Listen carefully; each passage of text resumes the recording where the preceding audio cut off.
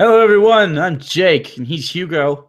Yeah, what's up, guys? And today we're here to talk about Netflix's newest original series, Stranger Things, which came out, I think, early last week or something like that. Right. And I literally just finished it like 3 hours ago. Jake has been telling me to finish it so we could do this, and here we are. Yeah, and if you haven't seen it, there will be spoilers. So what you should do is bail out. Just bail right the fuck out, because there would be all the spoilers in the whole world. We're going to talk specifically about the ending, kind of a lot. And then what you need to do after that is go to Netflix and watch the entire series in one sitting, which is what I did. And then come back and watch the show and then comment and let us know what you felt about it, because it's one of the first original ideas I've seen to come out in a long time. It kind of felt like a Twilight Zone episode, the first episode, and then it just kind of keeps going. And it's set in the 80s, which is really, really cool. And the score is amazing. And it's just got so much character. You have to go see it. And it's got the best child acting I think I've seen consistently in a television show since, or any media, probably since Stand By Me, honestly. Probably. And it has a lot of Stand By Me kind of parallels, too. I wanted to talk about some of that, too, because especially the child acting. We've talked about before how much I hate child acting, but part of the reason this show works is because the child acting is so good. And I think the show finally crystallized for me what makes a good child actor. Not only does the child actually have to act well, a lot of the times there are child actors who are decent, but the thing that ruins it is the writing. The thing that makes the kids in this work is that I forgot. Kids in the 80s and the early 90s, I feel like they were written more like real kids. Watch a movie like The Goonies, which a lot of people have drawn parallels to this show. They talk like real kids. Kids swear. Kids are mean to each other. That's how it is. And kids have little. I find that the most interesting thing is kind of the dynamic between the friends. They're very realistic friends, where like you start out and they're playing Dungeons and Dragons, which is why my little thing says the Demigorgon, because in the quest they're fighting the Demigorgon, which kind of later on foreshadows the monster of the series, which is interesting, and we'll talk about that.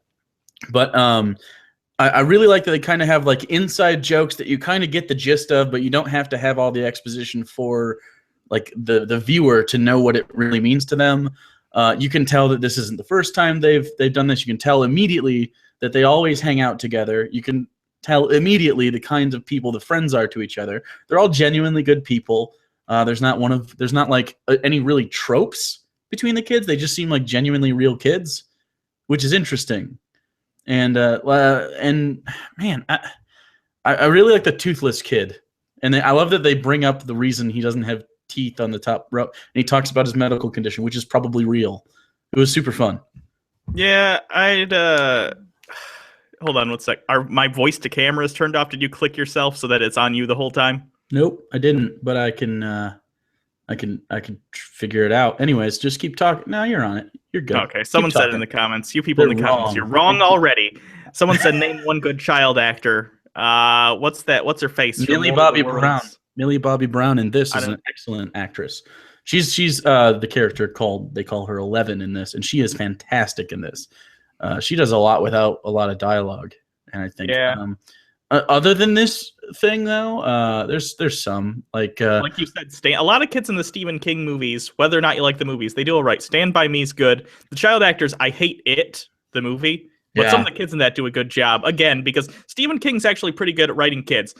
A lot of people are drawing parallels between this show and Stephen King because of the strong written children characters. And they even do some references. And in the later episodes, I think it's even in the last episode, there's a scene with a slingshot where they're trying to fight the monster, which is like a direct reference to it, in which they use silver and try and shoot it at the monster. Well, it's more like rocks in this one.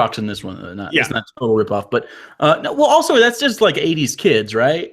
Right. I mean, and like even in the very first opening scene where they play Dungeons and Dragons, and then the kid that leaves, Eric or something, Will, his name is Will. He gets attacked by the monster and basically abducted. But when he does it, he goes in and grabs like a 22 out of the shed in the backyard. And because it's the 80s, it just feels so normal, you know? You know what else? You know what I noticed? about these kids too was funny. They got good actors for this. None of the kids are really fat. Which the toothless kid's a little chubby, but he's like a baby 80s. fat thing. He's 80s fat though. You know what I mean? Like in Goonies, you have the one who does the truffle shuffle or whatever, and Barbara isn't a little overweight. She's the ugly friend. She's clearly supposed to be the 80s ugly friend too. Yeah. It's funny that all the people look like normal human beings are supposed to. I'm fat, so I can say this. It's funny that they even the fat kid looks like what a normal kid would probably look like today. So that was nice.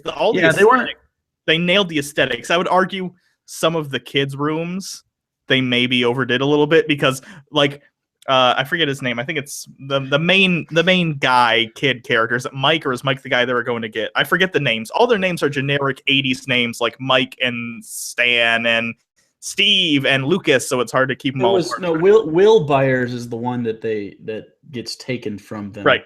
Mike. But there's Mike, there is Dustin, and then Lucas, and then 11. Yeah. Mike, Dustin, Lucas, and 11. Right. Mike's room, I think he had a Rubik's Cube, he had what poster did he have? Okay, so I hear you, but the thing is, I was born in 88, so I didn't experience a lot of it, but early 90s rooms, not very disparaging between the two decades. We had that stuff, Furbies and Rubik's cubes, and they were all in one shot. It's like I agree with you. I totally agree with you there. They were definitely it's the 80s, but it wasn't disgusting, if that makes sense. You could just kind of tell because of the ambiance of the whole thing that this is the 80s. Also, the intro is fucking great. I don't know why I like that so much. I like this intro more. And it's got this, the 80s kind of synth thing going on. It's really good. Oh, the whole soundtrack with I'm not even just talking about the licensed music, which was good. It was well chosen. And it obviously set the tone for the decade, what's going on with them. I also like that they had something to do with the plot. Right. But the synth music itself was great. It was straight out of an 80s movie or something, but it wasn't in your face about it. It didn't feel out of place. It didn't feel like they were trying to say, ooh, look, we're in the 80s. It always felt consistent with the characters and the plot and the tone, what they were going for. It really reminded me of that Telltale series, A Wolf Among Us or whatever, which was also set in the 80s. It just had a very nice tone, and it was an upbeat but still sort of mysterious beat. If you've seen it, but man, it's just so well put together. The Duffer Brothers, who are in charge of this, they already got cleared for a season 2, by the way, and we'll talk about that after we get to when we discuss the ending and what it means. But they deserve it. They nailed this series. It's so well shot too. Visually, it's excellent. The only thing I think people may come away not liking is that the monster looks a little silly at times, but it's kind of. It makes sense that it would look silly. Here's my thoughts on the monster. And there is a monster that's not really a spoiler. It's pretty early in the show that you find this out. The first 10 minutes. Oh, yeah. They imply it, but you don't actually see it. But you see parts of him, but not, We complain all the time about special effects and CG. But this movie does something smart. And I think we talked about this in our Jurassic World review, which so many people were pissed off about it. What you need to do is you need to be ashamed of your special effects when they look like this. And that's not to say they can't be done well. This show does it well, even though they don't have a huge budget. They're ashamed of their special effects, so they use it sparingly. It's the Jaws effect. The less you see the shark, the scarier it is because it builds suspense. And your mind fills in the blanks, by the way, which is important. 90% of, and it's just my internet, by the way, people who are saying that I'm kind of skipping. Sorry, it's a live stream. That's kind of how they are sometimes. But the monster, very rarely do you see it just out in the open. I think there are 2 or 3 times I can remember specifically where they showed it for a couple seconds too long, and I was like, "Oh, CG." But one where it roars, and probably in the scene in the school near the end. Yeah, but actually in the scene in the school, I didn't mind it too much because by that point, he had kind of already gotten glimpses of it. At that point, I wasn't too bothered. I was engrossed enough in the scene where it didn't bother me. And also, I think they did a really good job of building the mystery of what it looks like up to you, because clearly the characters are looking at it right in the face a lot of the times, and people are calling it the tulip monster or tulip head or something like that, because it kind of opens up, and it looks interesting. It definitely would be scary, and I think that's important. But like you were saying, they hide it well, especially in shadow and wetness. Yeah, there's a scene in it's either the penultimate episode or the final episode, I forget, where they're fighting it in a house, and the lights are going on and off. They're flicking on and off, and that's cleverly they built it into the design of the monster because the monster makes lights go on and off, so it's very disorienting. You never see it for too long. There's a strobe effect, and that totally tricks you, even though obviously you know it's CG. Your eyes buy into it because you never see it for too long, and it's always in a different position. It feels more in the room because they do that strobe effect for sure. And then when it's in its own natural habitat, which is called the upside down, which we will explain, it's so dark and kind of there's like always ash kind of falling around that it just kind of blends in enough to make it also look natural. They did a really good job of making sure it doesn't pop out at you a lot. Yeah. I think also, how do I, just the characters, the teen characters, which we haven't touched on at all, they simultaneously played into 80s movie stereotype roles while also feeling like real people. Yeah, Steve, that was interesting. There's a character, Steve, who's your typical 80s movie bully. Like, think not quite Johnny from Karate Kid, but along those lines. He's got the hairdo. He's not blonde, but he's a douchebag. He's got a crew that follows him around, and they're assholes. He's a douchebag, but he definitely had like genuine character moments when he's interacting with, and I forget her name too, Nancy. Nancy is like the hot, popular girl that always has good grades, and Steve is like the bad boy she's attracted to, and they have a relationship. And it goes through the natural 80s trope where he like betrays her at a certain point, and they have a falling out and stuff. But yeah, I totally agree. He definitely was likable at points, way more than a natural trope would be, right? Right, totally. And that's what I like about it, is that they bring the 80s tropes up to a point, to the point of where if you had gone beyond that, it would have gotten unrealistic and you totally wouldn't have bought the characters. And that's where they stop, and then they start filling in character and making them progress as a person, and you totally believe it. So it contributes all to this overall tone of this great send-up tribute to the 80s, to horror of the era, to Stephen King, to stuff like The Goonies, like we've talked about, where it's the ensemble 80s kids movies where they're on an adventure, an investigation. A lot of people have been comparing it, even though this is the 90s, it was early 90s, X-Files type stuff where there's the investigation and the secret government cover-up. It puts all these things together without feeling like a rehash. And this is a lesson I think movie studios and even television studios, other than Netflix, need to learn, is that we don't just want remakes of things. And though remakes can be good, most of them are terrible. You can build on previous ideas. And if you want to cash in on nostalgia, because I get it, movie making and television is a business.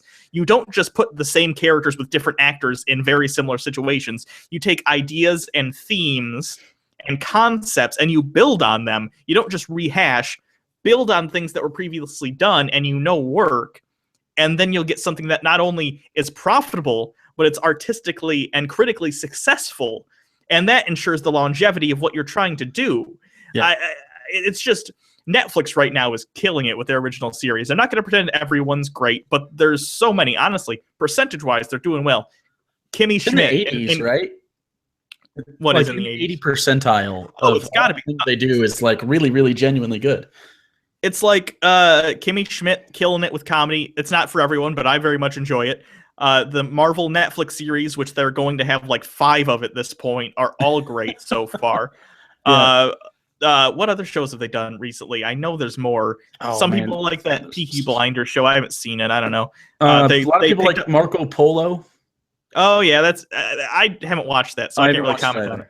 Yeah, they picked up Black Mirror, which is premiering in September, I think. Which we don't know actually has a very similar tone to this.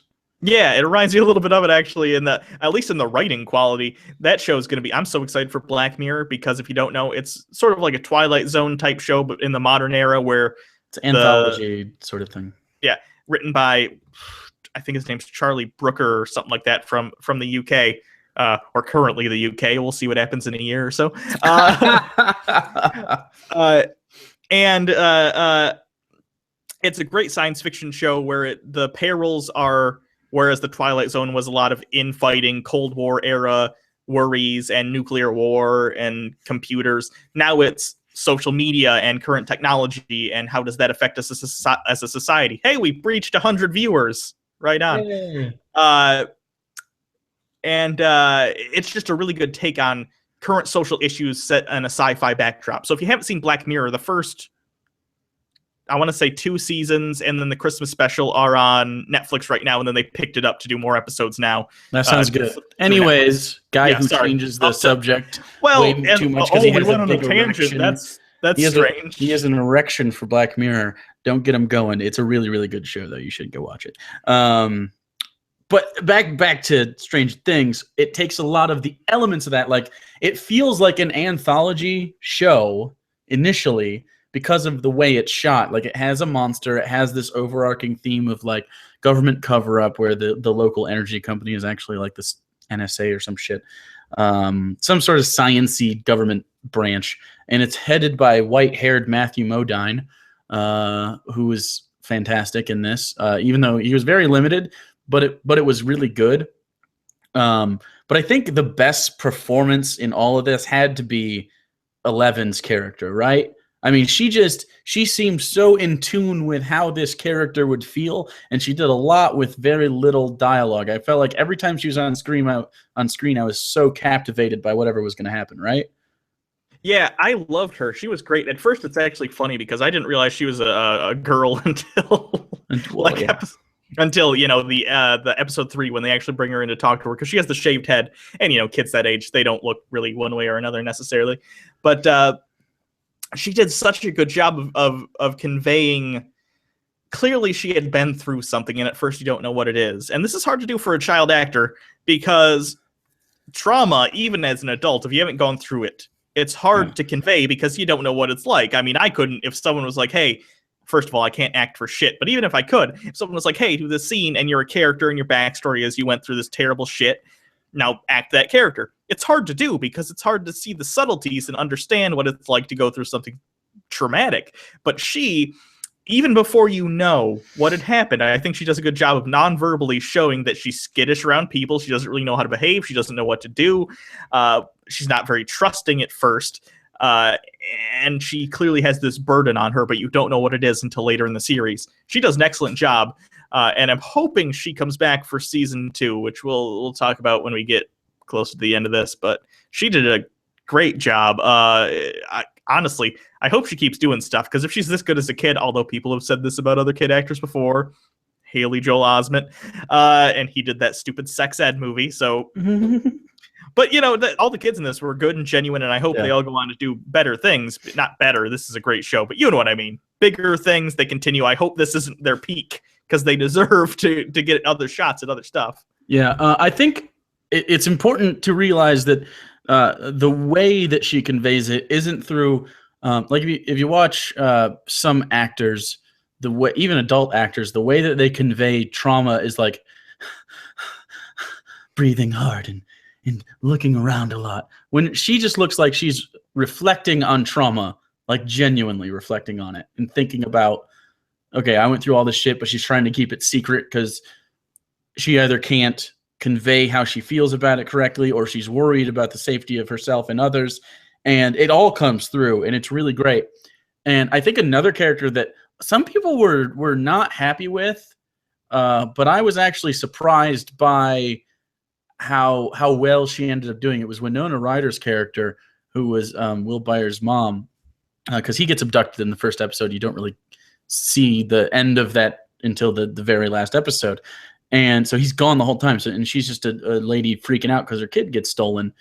At first, she seems over the top and neurotic, but that's kind of her character as you go through more of the episodes. She's just always kind of been that, and they talk about how she's had like anxiety in the past, and she plays it well, and she plays like she's genuinely losing her mind over it, because like she's the one that strings up all the lights in the house and realizes that anytime Will or the creature are nearby, the lights will go off.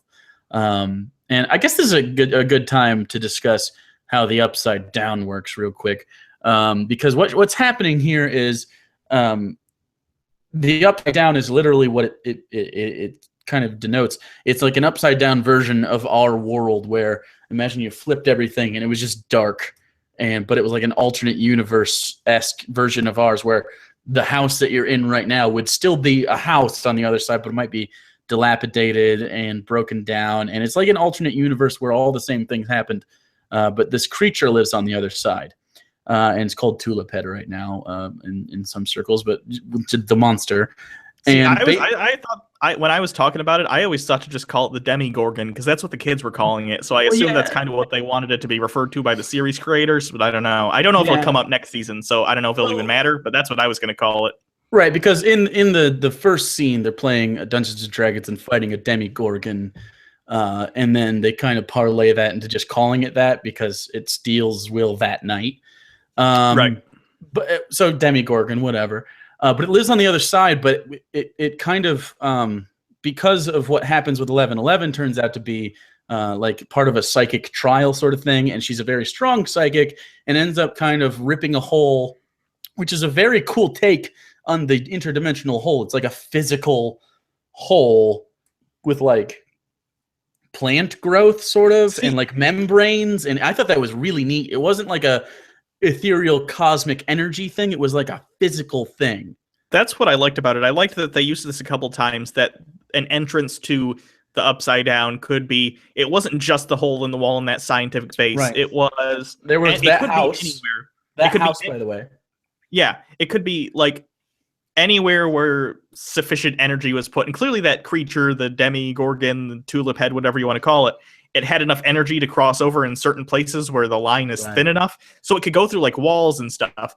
It's the implication that, see, to me, you say it's just an alternate dimension, and it kind of is. But the implication I got from it was it's not just an alternate dimension. It is a dimension layered precisely on top of ours, if that makes sense. It's kind of interwoven but hidden. Right. Yeah. So that's more accurate. Where like there's this moment when Nancy and Will's brother are in the forest, and there's a hole in the tree, and she kind of climbs through the tree, and then she's just in the other universe, and that's super cool. I thought it was interesting because it's kind of his hunting grounds, and he kind of it's like a shark sort of situation, kind of like a Jaws thing. Another Jaws parallel, I think, is what they were drawing. Because her friend Barbara ends up cutting her hand on something.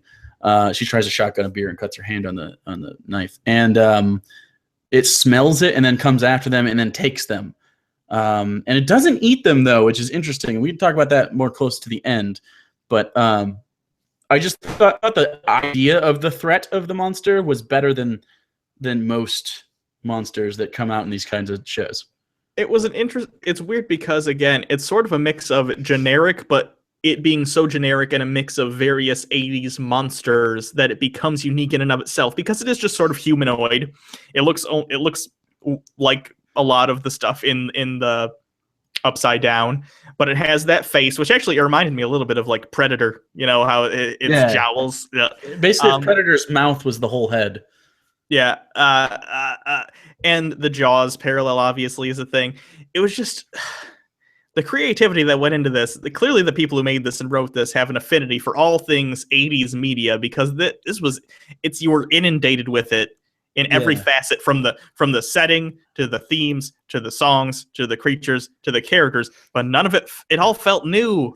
I'm so impressed. It felt new because they didn't force it at you. They didn't have any sort of like the only overt thing I remember is in the very last one of the very last scenes. One of the kids asked for an Atari for Christmas, or he knows he's getting an Atari. But it wasn't like an Atari, and then they turn to the camera and go. It was more of he genuinely just wanted an Atari and was excited about it, and it was just like a reminder that we're in the 80s. It wasn't ever a wink to the camera or ham-fisted. It always. You were just in the 80s for a while. For 8 episodes, we're in the 80s, and that's just how it's going to be. It wasn't a hammering over the head sort of situation. That was exactly how it should be. I'm the people who, we're in pretty spoiler territories by now. We mentioned at the beginning, so we're going to definitely start to spoil things. So if you haven't seen it, I'd suggest you go watch it because it is very good. If you don't care about spoilers, stick around, get our take on it, but whatever. Yeah. The government agency, which they never, I think, explicitly say what it is, they call it the Department of Energy for a while. They're clearly working on weapons research. It's sort of like MK Ultra, if you've ever heard of that program, where they're trying to do the psychic soldiers. We mentioned it earlier. Yeah. Okay, so they use 11. They put her in this bath thing, and they use her psychic powers to spy on Soviets. fine. She blows a hole to another dimension accidentally, which I liked. It was creative the way that it happened, because the way it happened was they weren't intentionally trying to find the other dimension. She's remote viewing the Soviets, and in this sort of space between spaces, this linkage where her mind wanders to find other things. The Demigorgon's there. Right, she happens across this other sort of space between spaces, Demigorgon mind or whatever. It's specifically the Demigorgon, or at least there's implications that there's more than one, but let's assume it's the same one. Sure. And it scares the fuck out of her, which makes sense because she's alone in this black space, and she's really can only see what she's trying to look for according to what they kind of tell her to look for. Like she looks at pictures and she can see that person and hear what they're saying, and it plays over the speakers and shit. But yeah, she gets so scared that her psychic energy literally blows a hole in the fabric of that in between kind of. It's super cool. I was really surprised that worked.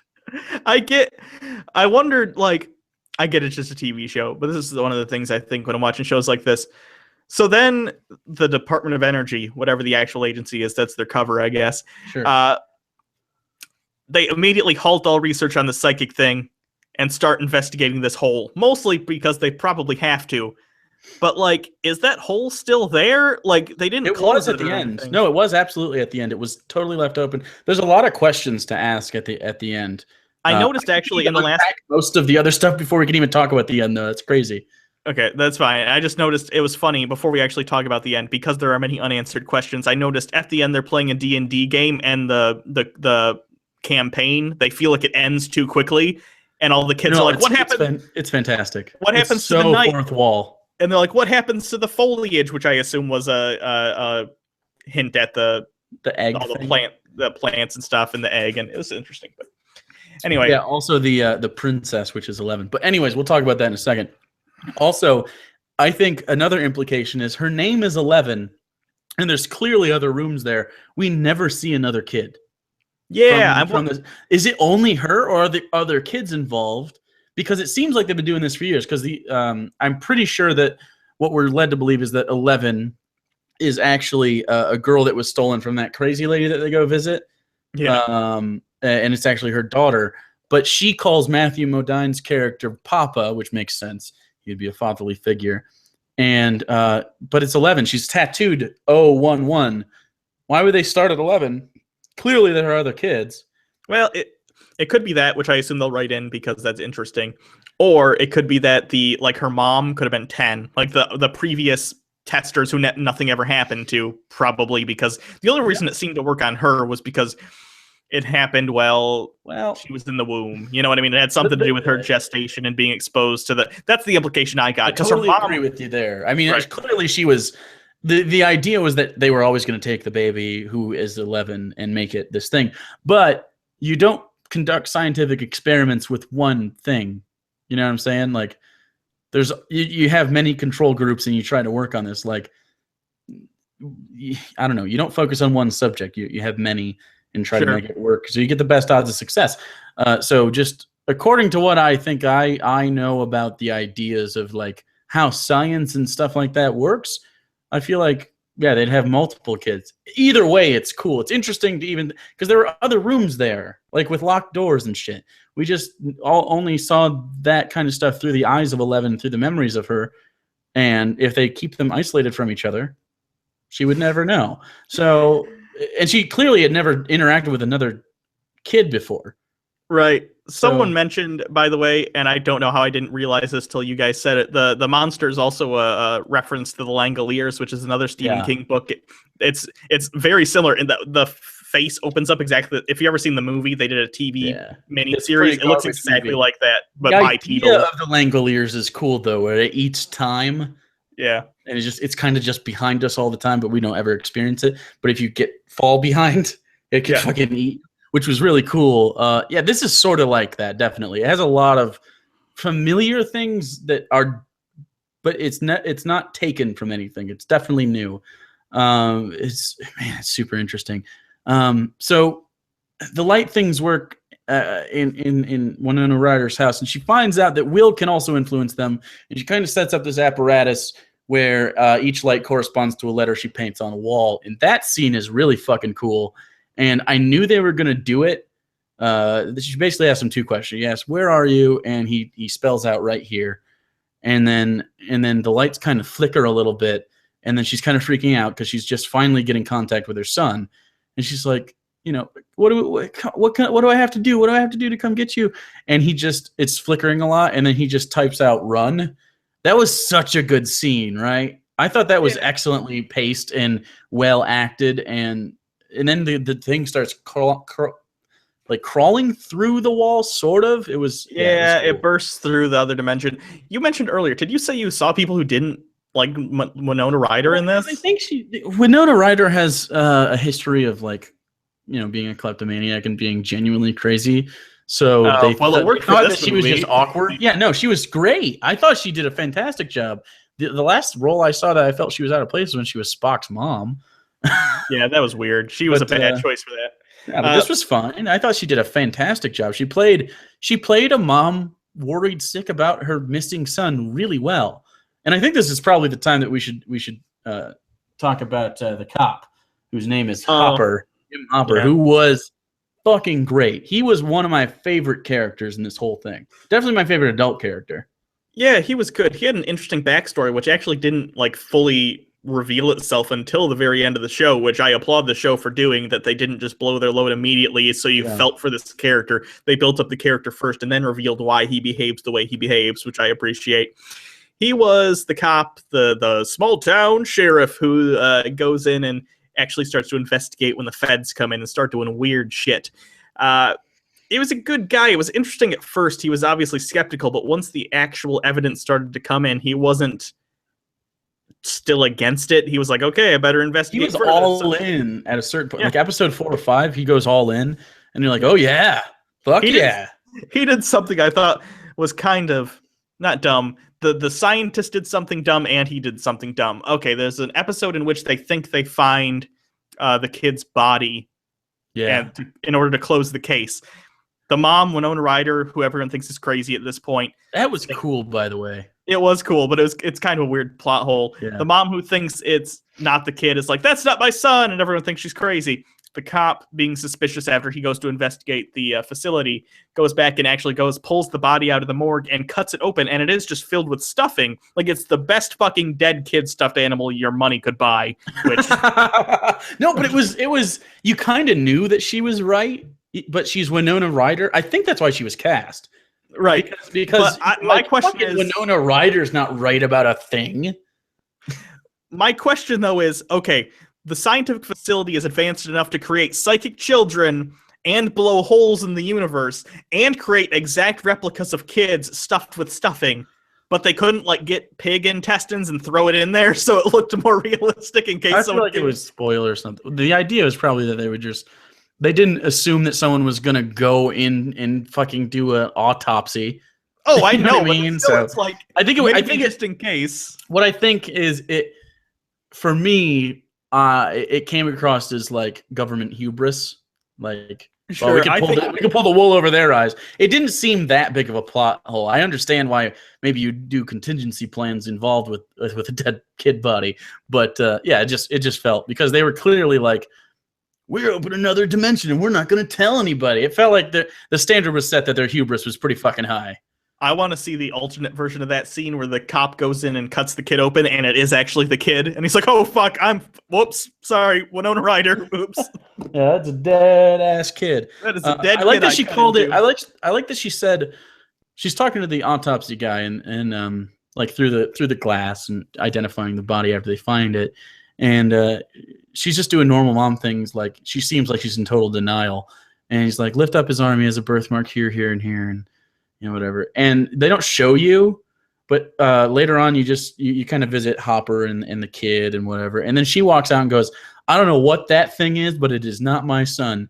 And you're like, whoa, thing? It was a really well-written line and well-delivered. And then you find out it's a dummy.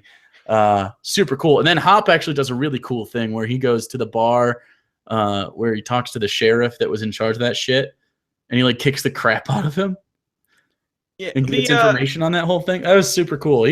He comes across as really unlikable at first and inept, and then you just kind of he means well, so you're like, yeah, I'm Team Hopper. It was cool. Do you remember this? I even had to go back because I started watching it earlier in the week, and then I waited until like this weekend to actually finish the show. Mhm. Did we see when Will actually got put into the Upside Down? I know the government kidnapped him, but did they show a scene where the government didn't kidnap Will? The monster kidnapped Will.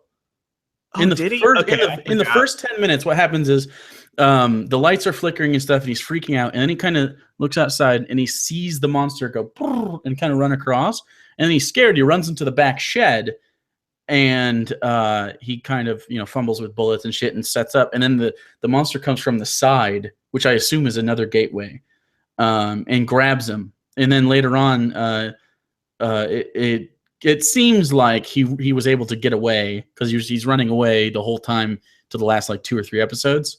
Gotcha. For some reason, I guess maybe it threw me off because at the end, Winona Ryder's talking to the government guy, and he's like, "You kidnapped my son," and I was like, "Wait, I don't really remember exactly what happened at the very beginning. Is that what happened?" That threw me off. My bad. No, I think it came across as they kidnapped him though, because they investigate that area pretty quickly.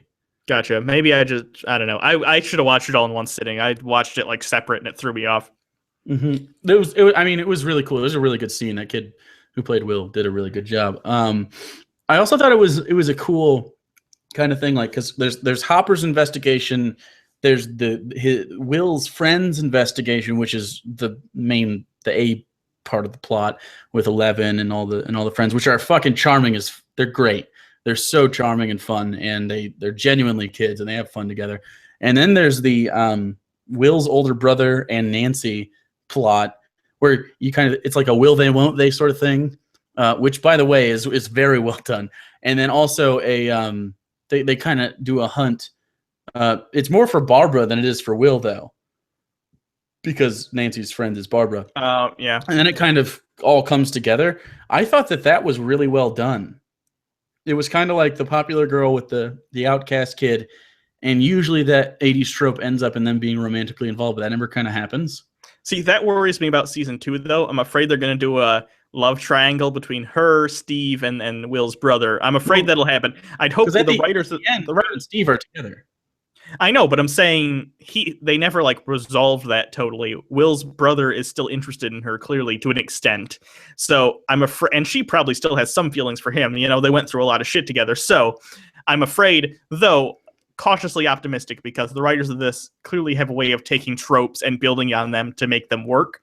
Mm-hmm. So I'm almost interested and tempted to want them to do a love triangle between those three and take a cliche and make it work. You know what I mean? You know what, though? The thing that makes me not, it makes me confident in them, basically, is at a certain point, Will's older brother, he has a camera and he's taking pictures, and he basically accidentally takes pictures of Nancy and Steve hooking up. And then later on, they find out Steve and his friends smash the camera. Months later, or like a month later, at Christmas, Steve and Nancy buy him a new camera, and Steve is part of that. Like, hey, did he get the present? And she's like, yeah, and he seems genuinely pleased about it because he also went through stuff with Steve, with those two. You know what I mean? And it seems more like a mutual friendship than anything. I feel like it's just going to be those three are friends now, and I feel like that's how you should treat it. And maybe I hope so. Will's brother can get, another girlfriend, or doesn't even need a romantic inclination. It's fine. I really liked how they ended that, because it just seemed like, oh, Steve is just, he had friends and he was kind of on friend's side, and then he's like, you know what? They're kind of assholes. That's how people are. You know what I mean? Yeah. You find out people are assholes, and you're like, you know what? I'm bailing on you. I really liked how they dealt with that. Are there any more major plot points we have to really talk about? I mean, there's so much to talk about. You could do an episode review on every single one of them. But I feel like you should just go watch it rather than have someone else talk to you about every single episode.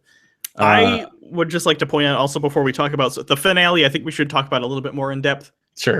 But before we do that, I like to point out I appreciated how it was a rare show in the modern day. This used to happen a lot more in the 80s, it seems like, but it doesn't happen as much now. It was a show that starred kids, but it wasn't necessarily for kids, although kids could watch it. But I get you. It's a little intense at times. But that's what I also appreciate, that it goes from them being kids and acting like kids and having a good time to literally there's a scene in the finale where Elle uses her psychic powers to like rupture the I don't know what she's doing, but she basically sacrifices herself. All their orifices of these government agents bleed, and it's fucked up. Even in a thing that's like for adults, I would be like, wow, that's pretty like nice, awesome. That's like a crazy scene. But like these are children watching this, and I'm like, oh yeah, this is great. I miss shows like this. I miss movies like this where kids are put in a dangerous situation and they don't bullshit their way out of it with violence. There were genuine stakes involved too. Like the kid is legit abducted by the monster. Barbara ends up being totally killed by the thing. I mean, it's it doesn't for once. You don't think anyone has plot armor. How about that? No. Which is very important. I genuinely thought one of these kids is going to die by the end of the show. And something. I thought they were going to do a switch. I thought, what's the kid's name? Mike. I thought Mike was going to sacrifice himself for Will because he does a thing earlier. There's some bullies that are kind of like a subplot to because this is like the nerdy group. They play Dungeons and Dragons and like Star Wars and all that shit. There's these bullies that 11 had earlier defended this group of kids from and made one of the kids pee his pants. And he's a crazy kid and comes back later and kind of puts a knife up to Dustin's neck and is like, fucking jump into this quarry, the quarry where they found the stuffed Will Byers body earlier. And Mike's like, you know what? I'm going to save my friend's life. I'm going to jump into the fucking quarry. And earlier on, you even had Hopper saying, you can't jump down there. You'll flatten. It'll be like cement. So you knew it was certain death if this kid jumps into the water from this height. And then 11 ends up saving him. But it seemed like he was the one friend that was like noble. And I mean, they were all they had their nobility involved, but he was like the one that was like clearly the hero of all of them that would probably lay his life down for his friends. And I thought that's what was going to happen. Yeah, that wouldn't have shocked me. It seemed like they kind of set it up for it too, because even at the beginning of the show, the D&D scene, you know, they had I always forget these fucking kids' names. It's Dustin, Lucas, and Mike. Lucas is the black kid, Dustin's the kid without the teeth, and Mike is the dorky looking one that's friends with 11. No, the Will. At the beginning, during the D&D thing, Will takes a chance to save the group, and I thought it was going to be a parallel of that. But right. Also, I really like that Will is clearly he's got very few lines at the beginning because he gets abducted, and so he's only in the first 10 minutes of the first episode until the end of the show, and they roll the die, and then Mike gets called upstairs by his mom or something, and they go upstairs. So Mike doesn't see the roll because he's the dungeon master, and it was like a 7 or something. They needed a higher number. Who cares? But they're like, don't tell Mike. We'll just say that you was successful. And then Will, because he kind of feels guilty, and there's sort of this like unspoken bond. Before he rides home on his bike, he's like, "Hey, Mike, I rolled a 7, just so you know." And it was kind of like this. Oh, this is an honest kid, and they have a really genuine friendship. It was really cool. I love how they treated the kids, and kind of that opening campaign is a foreshadow for all the stuff that's going to happen, basically. And then they end the series with another campaign that asks a bunch of questions as if they are the audience, like, what about this hole in this plot, and with the resolution of this, and what about the monster, and what about this and that. It's great. Honestly, really good job of framing it.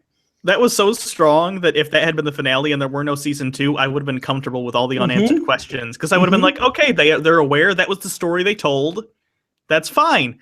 But luckily, already season 2 has been greenlit. But before we talk about that, let's talk about the finale. What happened in the finale was the Winona Ryder and the sheriff tried to break into the government facility, though they get caught, and then because the sheriff makes a deal with a government agency and he knows where Al is. This was kind of a dick. By the way, we don't know the deal he made, but it's heavily implied that it's hush-hush. He told him where Al was. Like, what a dick move.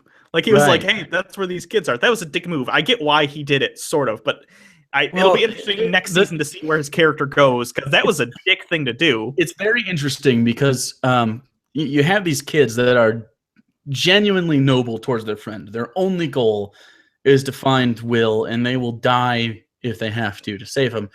When Hop is doing it, it's definitely an obsession and sort of a redemption story because his kid died from cancer, and you find that out in the finale. And you know that his kid died, but you don't really know how that process was until later. And they do a really good job at flashbacks in this episode specifically. But he's like, I'll do anything I have to save the kid rather than take the noble approach to it. Right. He'll even sell out the other kids, even 11, to save the kid that he promised to save because it's kind of like his obsession. It was really, really well done. And plus he's got Winona Ryder right there with him, who is the mom. And then those two are told, okay, you can go into the thing, but if anything happens, like, we're not going to help you. So they go into the Upside Down and start searching for Will.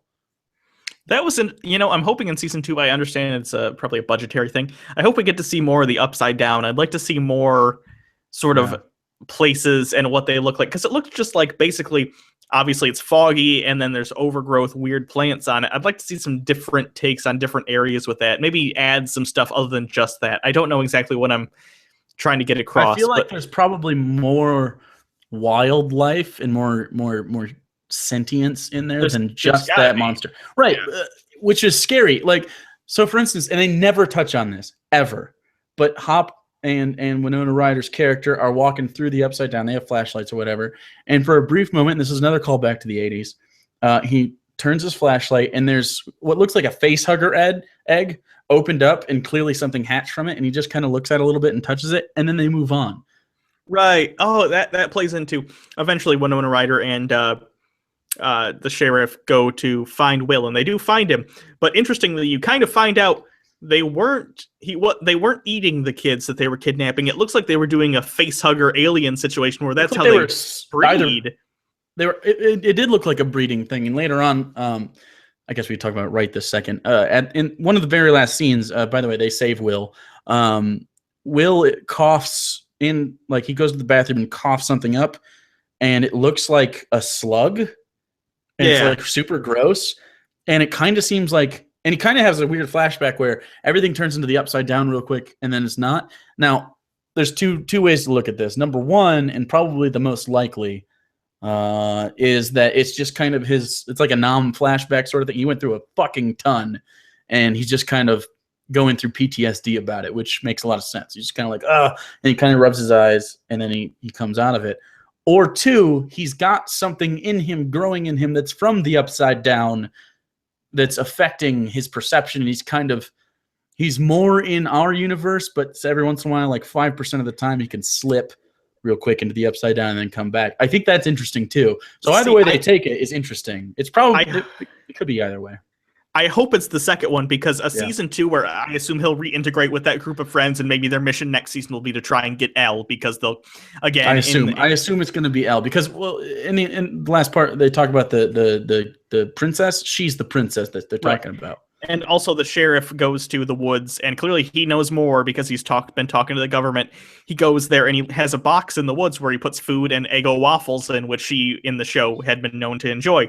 So clearly he knows she's alive somewhere in the Upside Down, probably, or something like that.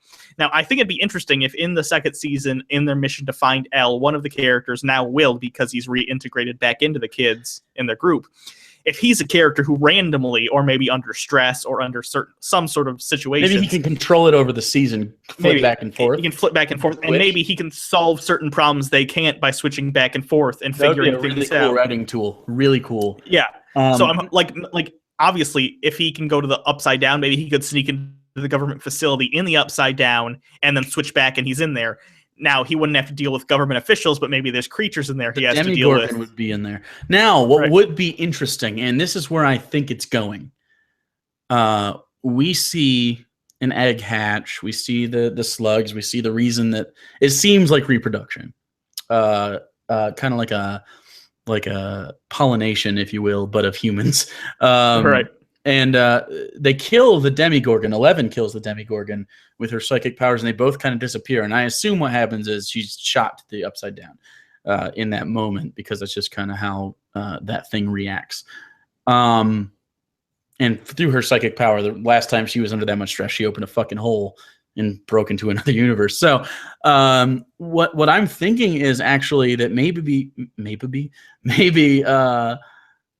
the Demigorgon that we saw throughout the whole thing was 10 or another kid, and right. And so the implication could be the entirety of season 2 is them looking for Elle, getting chased by a Demigorgon, and then it turns out the Demigorgon that's chasing them is Elle. That'd be interesting. Actually, in the last season when she is fighting the Demigorgon and does send it back, she does look kind of weird. It looked like she clearly, because when she does it, like, messed up. Her eyes are weird, and I think I saw like a vein or something. Like when she does it, her nose normally bleeds. Something's going on with her. So it'd be interesting if the exacerbation of her powers and then going to the upside. It would also, if it is just the Demigorgons are the psychic kids turned, it would make sense why there aren't other wildlife there. Maybe it's just populated by them. Maybe it's like, why would they have the urge to reproduce, though? Well, that's interesting. It could be like maybe it could be that like the Upside Down wasn't even existent until the psychic kids. They became so powerful they like created their own realm of existence accidentally. Maybe whatever it is, it's interesting. But I think I don't know. They have so much room to work in at the end of this, and yet Hop obviously knows something. His last shot before you see him feeding Elle is him going into the government car, and they kind of like they have like a mutual understanding that this is just how it's going to be now. It was really interesting. Although I would think season 2 would suffer from not having Elle acting in it. So yeah, she's really good. I honestly, before I saw this ending scene, I was kind of hoping, well, this season they did kind of an alternate dimension monster thing. I hope we have the same cast of characters, but maybe next season we'll be dealing with a different thing. Kind of like how X-Files was different things, even though aliens were all throughout. I was kind of hoping, being that the government agency is there and doing weird shit, maybe they'd have to deal with some other sort of nuisance, some sort of sci-fi thing. But, honestly, seeing this, I'm kind of more interested. I want to see what happens with this alternate dimension storyline. Yeah. That said, I'd still be up for, if there were more episodes, if they kind of... I'm wary of wanting one-off episodes, but if they did a couple one-off episodes where like it wasn't the main threat, maybe the kids were dealing with something else, but that's a little Doctor Who-y. It's a little, and it gets a little network TV-y. I'm so glad Netflix got this and not some network. Yeah. Can you imagine how shitty they would have made this show? Right on like USA or something now. Right. Thank you. Man, I cannot overly recommend this thing. It's one of the most original things I've seen in a long time. And which so is weird to say that, being because that it's so derivative. So much, but derivative is almost too strong a word to use. It's more like an directly inspired, but it takes nothing wholesale. You know what I mean? It takes like pieces. Yeah, it's a really, really great homage to every 80s thing. I kind of don't know the implications of like Matthew Modine's character. Is he alive? Matthew Modine. Who was he? He was the white-haired. He was Papa, the scientist dude. Because he gets jumped on, but we know that thing doesn't eat people. I think they left it open intentionally. I think they're like, maybe he's dead, or if we do a season 2, we'll probably bring him back sort of disfigured. He's sort of like the cigarette-smoking man from X-Files, but of this show, I assume that'll be his role. He'll be in the background. Yeah. Manipulating. It would be interesting. Man, I really hope they do the wobble back and forth between the Upside Down and this, and maybe the door's shut and they can't get Elle out, but Elle's still there, so only Will and Elle can really interact that much. Sure. That would be really interesting. Yeah, I just don't know like what the reproductive stuff means, what that egg means. I don't know how populated the Upside Down is. Like if they were in a big city, would it be fucking crazy and just crawling with things? Right. I don't know. It's again, it asked the right question. It answered enough questions where I'm satisfied, but it kept enough open where I'm like, I could take more of this, but I'm not like, it's a weird sort of, it's hard for a TV show to leave you both satisfied and wanting more in the right proportions. A lot of shows, they nailed it. Like some shows, it'll be just perfect. And like I would consider Breaking Bad this. Breaking Bad was a perfect show. It ran for 5 seasons and it capped it all off. And I was like, I am satisfied. I don't want any more. If you brought any more into this, it would ruin it. Better Call Saul doesn't count because it's a prequel and a spinoff. Right. And also the implication is, according to where Walter White shot, he could have survived that easy. Right. But what I'm saying is there are other shows that constantly leave you wanting more. I've never seen it, but I've heard Lost is like that. Like, it's like, oh my God, there's just constant questions that you're not going to answer appropriately, so fuck it. This show hits a perfect middle ground where this season is self-contained.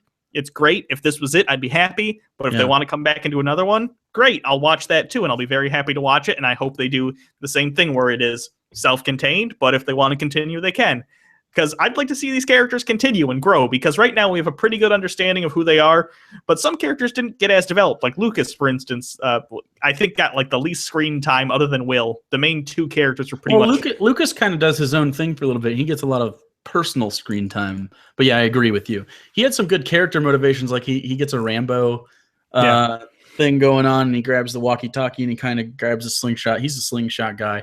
And he kind of goes out and is like, you know what? If you guys aren't going to do anything, I'm going to do it. And I really like that about his character. He seemed more like a, I don't know. He was probably the fighter in the D&D group.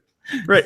And you know what else I think would be interesting? This season obviously focused a lot around Mike. Mike was the main character of the kids and his family and then Will's family. It'd be interesting in like next season. Like what's I forget is he the other friend? Maybe Dustin is the main character next season. Obviously, it's still an ensemble, but maybe it's focused around him and his family and what they're doing, and you know what I mean? Or Lucas and his, it'd be interesting if they shifted perspective and had different characters doing different things and driving the plot in different seasons. Because, Mike is really fleshed out at this point, as is Winona Ryder and the brother, and not Will as much, obviously, but I don't know. I'm interested in all these characters, and I'm happy that this show was made. I hadn't heard about this show until it came out, honestly, at all. I don't think anyone did. I don't think no one told me, hey, this show's coming out, looks neat. I don't remember seeing trailers for it. I just remember it all kind of coming at once. Yeah, it was weird, but I'm so glad. Oh, God, they just nailed it. Netflix, keep going. Seriously, the next thing they have coming out, I think, is Luke Cage, which I'm excited for, and then Black Mirror. Yeah. I don't know. They're killing it on these original series, though, man. I so far, and I paid like $12 a month, and I get this shit. It's crazy. Good for them. I appreciate it, really. So if you haven't seen the show, definitely check it out. If you have any questions for us about the show and what we thought about it, do it right now, because we're probably going to be wrapping up here soon. We've been here an hour or so talking about it. But yeah. I'm really hoping that the D&D sort of thing, either it's carried over or it's moved on to like another sort of callback-esque vehicle, if that makes sense, like a video game or a book or a scary story or something. I don't know, some other 80s thing, like maybe around an episode of a show they all like that they can get the rights to, and they're like, oh, what's gonna happen? I think that would be fun. I think it was important to kind of foreshadow and stuff like that. That was good. It was just a good way to bookend the shit. Right. ZZ Zombie Man asks, do you think that it will end up being a show like American Horror Story after this is done, or do you keep the continuity of the story? They've said it's going to be a sequel, so it is going to be the same characters. However, I would be open to, once they decide they're done with these characters, if they wanted to move on to an anthology where it's well written, but it's a different story with different characters, I'd be totally open to that. That being said, it'll probably suffer from Halloween 3 syndrome, in which the first two were both about Michael Myers. So in Halloween 3 Season of the Witch, when they tried to turn it into an anthology, everyone was like, what the fuck is this? There's no Michael Myers. So after season 2, if it's still well received, it'd be kind of hard to switch to an anthology, but I'm personally open to it because the writing's good enough where I trust them to do a different story. Opinions on the cold opens? I feel like the cold opens were good. They set the tone. I never felt like they were out of place or anything. Yeah, they were fine. There was none that come to me that I think that was wasn't perfect. Like Breaking Bad, where they're just like really amazing and intriguing. It was more like, here's kind of a bite of the story. Stick around, and we'll come back to you in a second. Do you guys wonder why they would only use people to reproduce? Well, we don't know it's only people. Like xenomorphs use people, but they don't only use people. So right. Also, the implication was he was eating that deer, but he might not have only been eating the deer, the Demogorgon. Right. He could have been planting shit in there. The idea is, it sounds like they need extra stuff to reproduce. Like, how are the cities built in the Upside Down? I don't think they were built. I think they were just it's just a mirror world. You know what Right. I The mean? upside down is just like layered on top of ours. So when you build the buildings in the real world, they are there in the upside down. The upside down is like a layer on top of the real world. Yeah, consider it a film. Like if you Right. could put a really closely hugging film, like Saran wrap over the entire Earth in this universe. It's Think of just it like that. The upside down kind of implies it's not touching, but it's definitely touching in some ways. Right. It's always there. It's just that it's imperceptible to humans, and whatever's there is can't perceive humans. You know what I mean? Ooh. Did you guys give it an out of 10 rating? Oh, I'd have to give it a 9.5. It's hard for me to give anything a perfect 10 because Breaking Bad is my 10, and it wasn't Breaking Bad, but it was right there. Like, you're knocking on the door of Breaking Bad. I'd like to see what they keep doing. If they could do 5 seasons of this at this quality, it would easily be just as good as Breaking Bad. I agree with you. I go 9.5. It was really good. And honestly, it's hard to compare because they're different. I like this maybe more than Daredevil. I like Daredevil for what it is because I really love superhero shows. But it's also derivative of the comics. It's like a translation. But I think this gets extra points because it's an original idea, an original, script. So I got to give it extra points for that. This is probably my favorite Netflix show. Sure. The scientist straight up killed the restaurant owner who found 11, but didn't kill Hopper when he was in the plant and saw the portal. Thoughts? I do have thoughts. The first time when they killed the restaurant owner, they were trying to find 11 and kind of cover up the story. By the time they find out Hop knows about it, there's no longer possibility of containment, and killing a cop is like a big deal, especially in a small town. So, yeah, I feel like killing a restaurant owner and making it look like a suicide, cool, but too many bad things happening puts a lot of heat on you, and you don't want to get the other feds involved. If you just have the local cops, it's totally better. Right. Why would the pool be empty in the upside down? That's a good question. I guess it's more like an apocalyptic version of what you're looking at. It's just one of those things that I accept. It's one of those things that if it's a show does something, I accept suspension of disbelief can take that. The thing about the upside down is I don't want too much backstory on it. I don't want it to be like, well, it's an alternate universe that sits on top of our own, but in this one, decisions were made differently to where there was nuclear war and it destroyed the whole place, and now there's these demigorgons walking around. I don't need that. Just have it be, and then explain the physics of it sometimes when you need to, and explain, the traveling back and forth, and maybe even, if there are other things besides just the demigorgon inside of it, explain that. But I don't want the backstory on it. It's kind of like the Joker. I'm okay with it that he's the Joker. I don't really need the whys. Sure. This is an interesting question. Do you think 11 is like one layer deeper than the upside down? That's an interesting thought I hadn't had. Maybe they are. What if they deal with not just the upside down in the normal world, but there are multiple layers of different types of realities? That'd be interesting. I'd like to see that. The thing that makes me think that it's still the upside down it's two things. Number one is they never set precedent for any other thing but the upside down, so it's kind of hard for me to be like, okay, well, she transcended that. Although it's totally possible they could totally write that in and it'd be fine. But number two is it was the way Hop was feeding her at the end. Right. It kind of seemed like, yeah, she still goes through the same doorways as the Demigorgon did. But for some reason, we can't let her just be here because he would totally take her in immediately. So the implication to me is that she is either he's just accepting her fate as part of the deal he did, which of course we know no details of, or it is she's kind of turning into a Demigorgon thing herself, and this is just kind of how he's taken care of her in his own way. Maybe.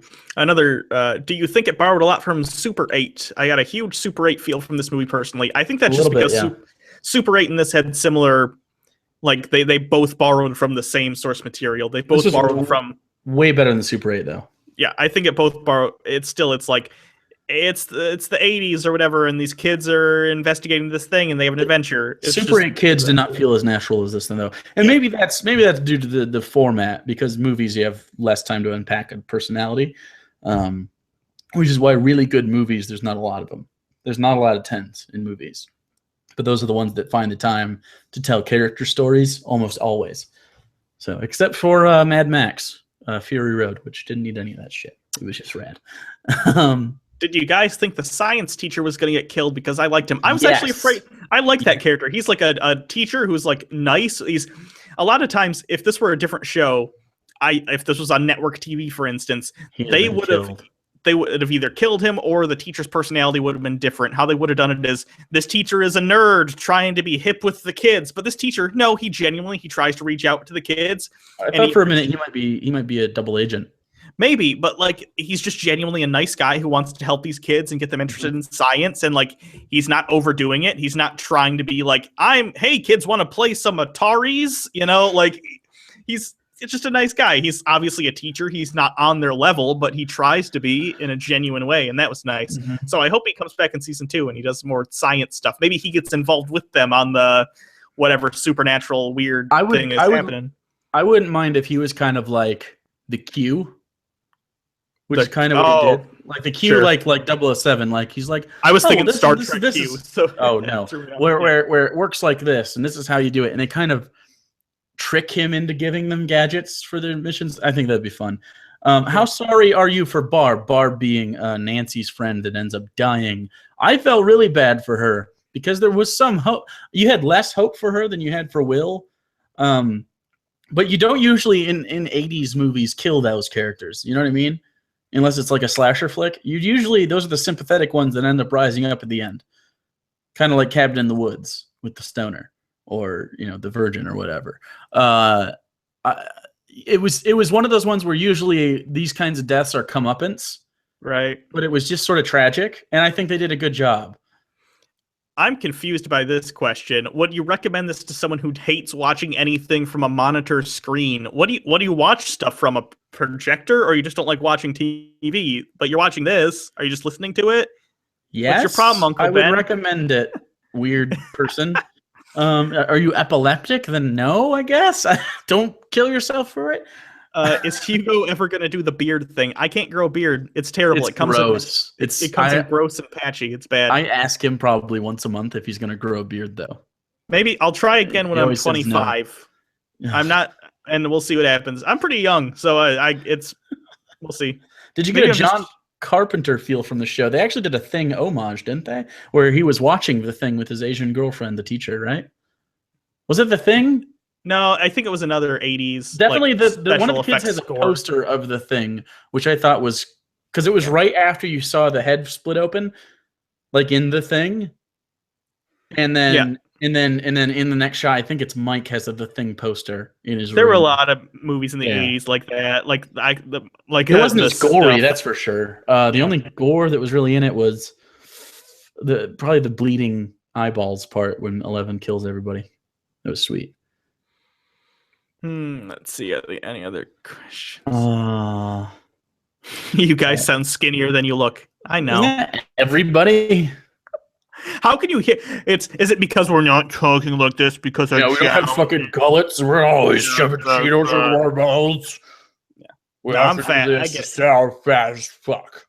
I was at the fair the other day, the county fair, dude. Did you see my tweets about it? It was I got a fried Reese's peanut butter cup. That was actually really good. It tasted like a peanut butter cookie fried. And then I got fried cookie dough, which was awesome.